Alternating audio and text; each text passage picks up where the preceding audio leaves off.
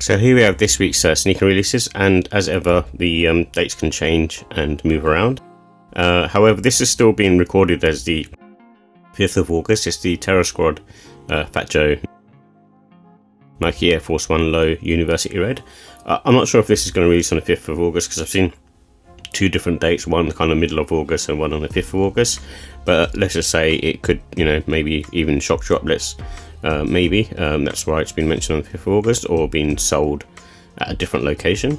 So do keep an eye out if you're interested in this pair, but the leather looks really nice on this, and very similar to the black and white pair that came out a couple of years back. And then also we have the sneakers app release of the Nike SB Nike Air Max 95 Cactus Flower, a nice sneaker with a retuned midsole, and also the same with the upper as well. The materials have been made better for skateboarding. But yeah, I think they're nice, but not something that I would personally grab. I'd still rather prefer the 95 neons. And then also from Nike, we've got the Pegasus Premium. Both are kind of nice colorways. One's a Jade Horizon and the other one's called Playful Pink. Both nice colorways, like I said. I do like the model.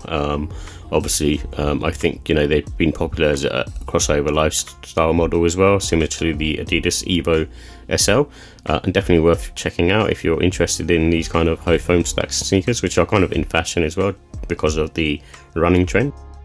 And same goes for the Nike Vomero Premium. These look a bit more chunky than even the Pegasus Premium, so I'm not sure how well they'll translate over to wearing for sort of lifestyle, but I imagine for running they're going to be awesome.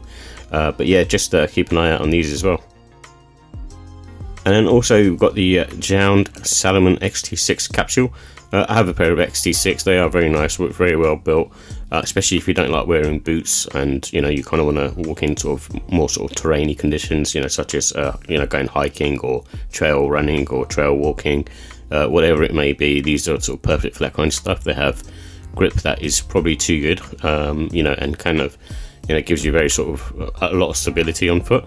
And I do like the upper as well, which is quite robust as well. But this particular one, I do like the blue and yellow. It's different to what JJJound normally produce, which are more sort of neutral colorways. So yeah, it's a nice pair in my opinion, and I expect they'll sell out instantly, knowing what happens with the JJJound stuff.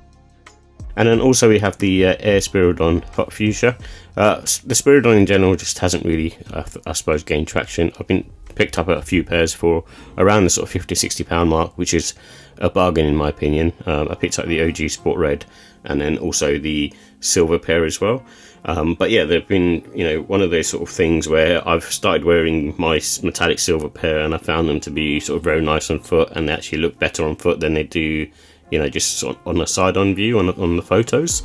So if you're sort of interested, definitely worth checking out if you can pick them up for like £50–60.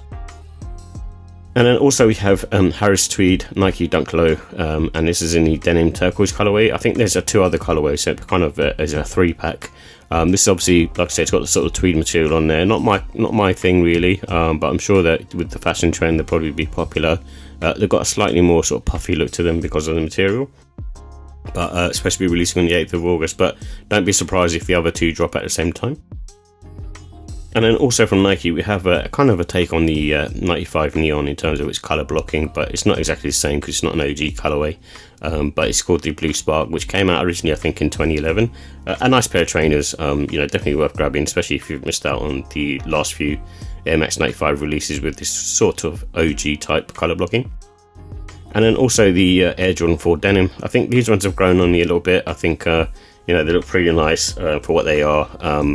I wouldn't buy a pair personally because I have other denim types of trainers like the Air Max 1 Concepts.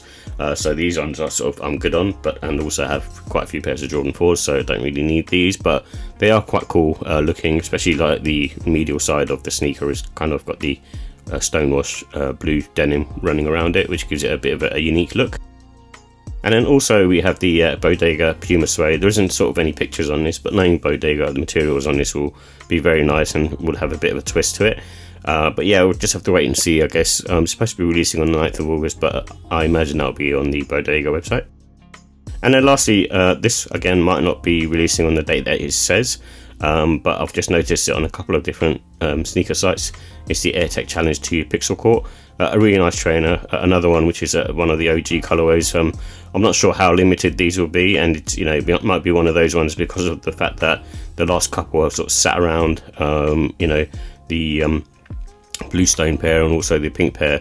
I'm not sure how limited these will be. So, you know, such as the cool blue Huarache trainers that I just literally picked up, those were sort of OG colorways, and you know, it's definitely, you know, were sort of selling out. I suppose I kept an eye on it for a couple of days and I just saw that they were slowly starting to sort of sell out, so I just grabbed those. And I imagine maybe the similar thing with these.